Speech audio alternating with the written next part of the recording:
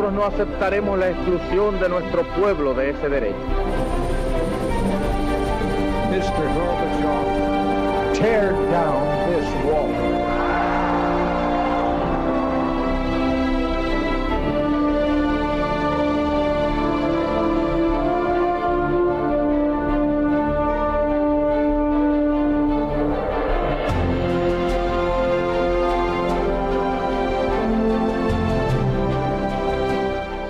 Buenas noches, señoras, caballeros, bienvenidos a Tiempos Modernos. Siempre que se habla del periodo nazi, la historiografía tiende a recurrir a análisis morales, que está bien y hay que hacerlos, pero que tienen el problema de que con frecuencia no dejan analizar fríamente lo que realmente ocurrió. Por ejemplo, cómo fue posible que un país, Alemania, arruinado completamente en el año 32, en 7 años estuviera en condiciones de dar una guerra e incluso casi ganarla.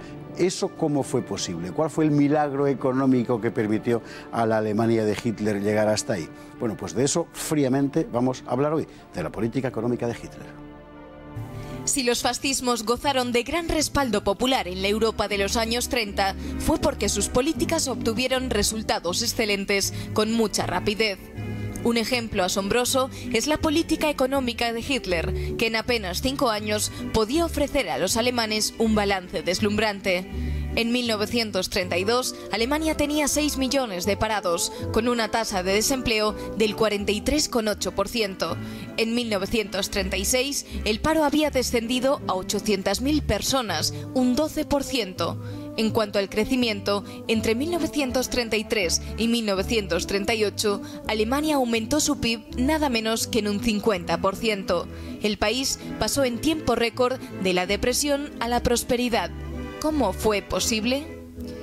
La columna vertebral de la política económica nazi en estos primeros años fue un gigantesco programa de infraestructuras capaz de absorber gran cantidad de mano de obra y poner en marcha la máquina económica. Carreteras, ferrocarriles, presas, modernización industrial, productos sustitutivos de importaciones, industria de armamentos, una política keynesiana antes de Keynes. El problema era que una política así necesitaba una fuerte inversión inicial y Alemania no tenía de dónde sacar el dinero. No era posible subir los impuestos porque pocos podrían pagarlos. Tampoco se podía acuñar dinero desde el Banco Central porque eso provocaría inmediatamente inflación. Y seguía presente la pesadilla de la gran inflación de los años anteriores. Ni era posible, en fin, pedir dinero al exterior porque la crisis del 29 había reducido drásticamente el mercado de capitales y además Alemania tendía pendiente el pago de reparaciones de guerra. ¿Qué hacer? Magia financiera.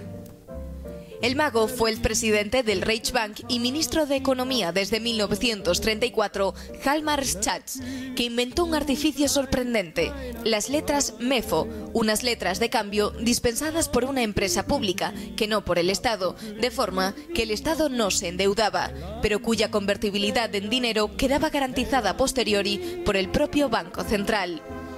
De esta manera fue posible emprender, contra el valor de aquellas letras MEFO, un amplísimo programa que creó millones de puestos de trabajo en pocos años.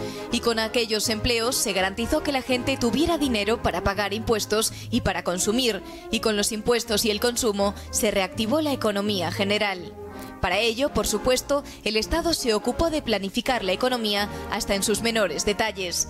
Desmantelamiento de los sindicatos, encuadramiento de la fuerza de trabajo en estructuras controladas por el partido nazi, sometimiento de la actividad económica al programa político, etc. El nacionalsocialismo no limitó la propiedad privada, pero reguló enteramente la producción y el trabajo. Y 5 años después de llegar Hitler al poder, Alemania era nuevamente una potencia industrial. Fernando Paz, muy buenas noches. Muy buenas noches. Tema espinoso este porque da la impresión de que está prohibido decirlo, pero bueno, si el nazismo tuvo éxito fue precisamente porque hizo unas políticas determinadas que consiguieron cubrir sus objetivos en un tiempo récord y el aspecto económico sin duda fue el más notable.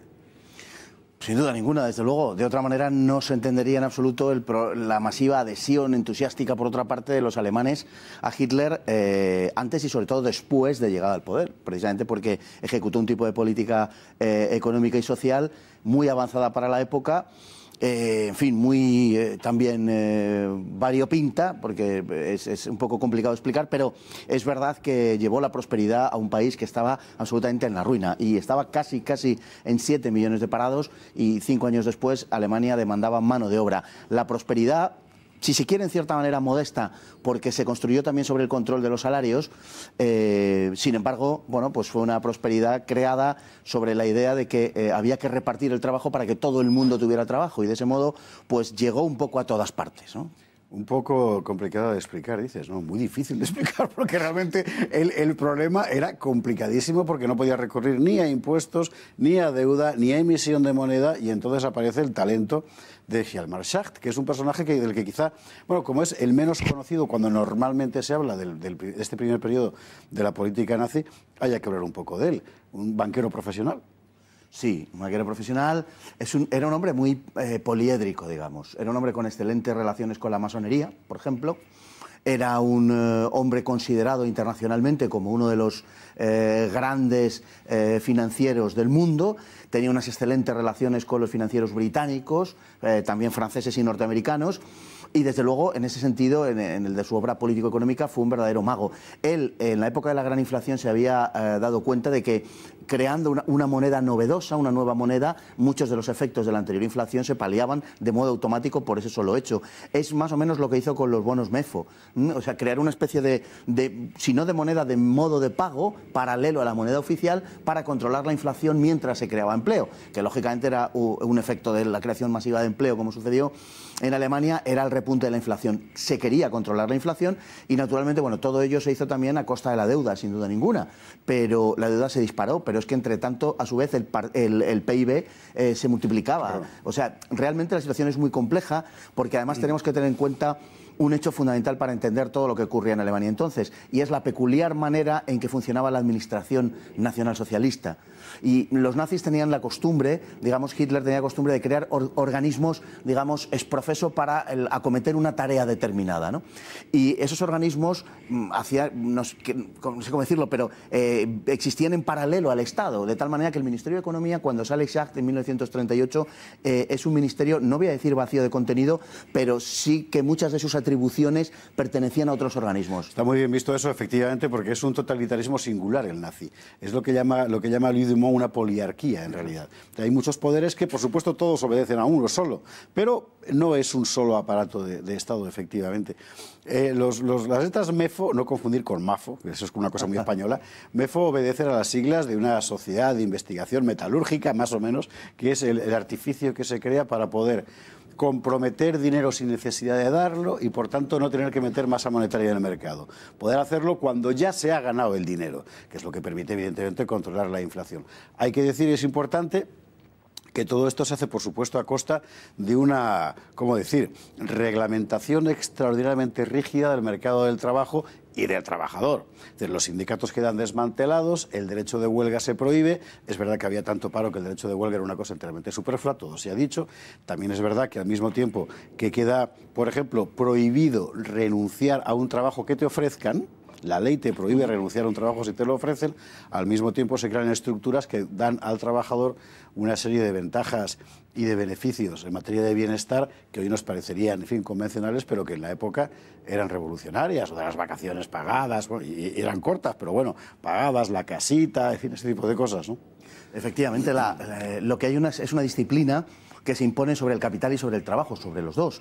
El nacionalsocialismo casi podría denominarse en esta materia más que otra cosa, si atendemos al aspecto puramente económico, casi nacionalcapitalismo. Es decir, es una... Es un poco un capitalismo de Estado, es verdad. Sí, es una especie de capitalismo de Estado y es una reglamentación en muchos terrenos exhaustiva, los precios agrarios, por ejemplo, del funcionamiento de la economía nacional. Está claro desde el primer momento que la economía queda subordinada a los objetivos políticos, de una manera diáfana. Sobre eso no debe haber discusión, porque es un hecho básico, ¿no? Y en cuanto a los trabajadores, a todos se los incluye en un solo sindicato, el Deutsche Arbeitsfront, el Frente Alemán del Trabajo, y que gozan de una serie de ventajas, como bien has dicho, que efectivamente, visto desde el punto de vista de hoy, pues aparecen relativizadas, pero que en la época eran muy importantes. Pensar que, por ejemplo, los trabajadores podían no ya disfrutar de vacaciones pagadas, que por supuesto, sino además disfrutar, digamos, de la posibilidad de viajar a lugares exóticos, a lugares lejanos, en ocasiones dentro de Alemania, pero otras fuera de Alemania. Se prohibió el despido libre. Claro, estaba prohibido, por supuesto. Se prohibió el despido libre. Claro, no se podía, ¿no? Entonces, y además había una obligación, más que un acondicionamiento, de invertir una parte de los beneficios que obtenían las empresas en la generación de nuevos puestos de trabajo, ¿no? Por tanto, hay una reglamentación exhaustiva, como digo, del capital y del trabajo. Desde el punto de vista del trabajador, salvo los trabajadores más ideologizados, digamos, las ventajas fueron innegables, fueron muchísimas. Hay que decir, porque es objetivamente así, que en apenas 5 años un trabajador ganaba 10 veces más en el año 38 que en el año 33, con lo cual las adhesiones al régimen de Hitler se explican, entre otras cosas, por eso. Ahora bien, en ese mismo año es cuando Hjalmar Schacht no aguanta más y se marcha, porque tiene unos encontronazos formidables con Goering. Y además por razones no ideológicas, porque Schacht era un profesional, sino económicas, técnicas. Es decir, él piensa que empeñarse tanto como Goering pretende en fomentar fundamentalmente la industria de armamentos va a generar una inflación extraordinaria y él de eso no quiere ser responsable. Claro, porque él ciertamente la deuda está creciendo y él en ese momento considera que es el problema que hay que atajar. El planteamiento del gobierno alemán era, como digo, de todos estos organismos, el plan cuadrienal, por ejemplo, la creación posteriormente del Ministerio de Armamentos, la oficina incluso económica de las SS, etcétera. El funcionamiento de este tipo de organismos de algún modo saboteaba la dirección del Ministerio de Economía. Y él es un hombre fundamentalmente técnico, es absolutamente cierto, pero irá ideologizándose en contra del régimen de una forma creciente porque cree que el régimen, si se quiere interpretar así, por patriotismo, pues es una explicación, porque cree que el régimen va a llevar a la ruina a Alemania a través de esa política de armamentos que él considera que va a desembocar necesariamente en una guerra. Es muy interesante porque una buena parte de la antigua estructura del Estado alemán que había saludado a Hitler y había trabajado con él, es verdad que a partir de esos años 38, 39, etcétera, empieza a apartarse por el belicismo desolejado, por la política antisemita, ya absolutamente a calzón quitado en este momento. Al principio era más retórica que otra cosa, y Hjalmar Schacht está entre ellos, a pesar de lo cual será juzgado en Nuremberg, sin embargo. Sí, es juzgado en Nuremberg, es absuelto, tenía excelentes relaciones y algunos de los principales responsables económicos, sobre todo británicos, entre bambalinas ¿Le debían dinero? No, pero tenía largas amistades, estrechas amistades de hace mucho tiempo y trabajaron para la absolución de Schacht de una forma muy efectiva, como se vio luego en la sentencia, ¿no? O sea que él había terminado la guerra en un campo de concentración. Sí. O sea, él está en un campo de concentración cuando llegan los aliados. Hay que recordar efectivamente que en el 44 Hitler le mete, bueno, las SS le meten en un campo de concentración porque le acusan de haber formado parte de la conspiración del golpe de Stauffenberg contra Hitler. Así es. Él pertenecía a círculos de oposición por esa razón, por razón de que veía que Alemania iba hacia el desastre, lo que él interpretaba que era el desastre, y luego la evolución terminó por darle en cierto modo claro la razón, y se convirtió en un opositor esencial para muchos de los planes de los que se oponían a Hitler. Él se ideologiza después de la guerra, pero es verdad que ya antes tiene unas conexiones inequívocas con muchos sectores extranjeros, como he dicho antes, en torno a la masonería, que están ahí, ¿no? Fernando Paz, muchísimas gracias. Un placer. Bueno, esta es la cuestión. Hubo efectivamente un milagro económico alemán en esos años. Milagro que terminó conduciendo a la catástrofe. Su autor fundamental fue su cerebro, Hjalmar Schacht, y la gran adhesión que suscitó el régimen de Hitler dentro del pueblo alemán se debió a los éxitos de esa política. Luego todo acabó seguramente como tenía que acabar, es decir, mal, muy mal. Fernando, muchísimas gracias, buenas noches. Buenas noches. Y a ustedes, como siempre, muchísimas gracias y muy buenas noches.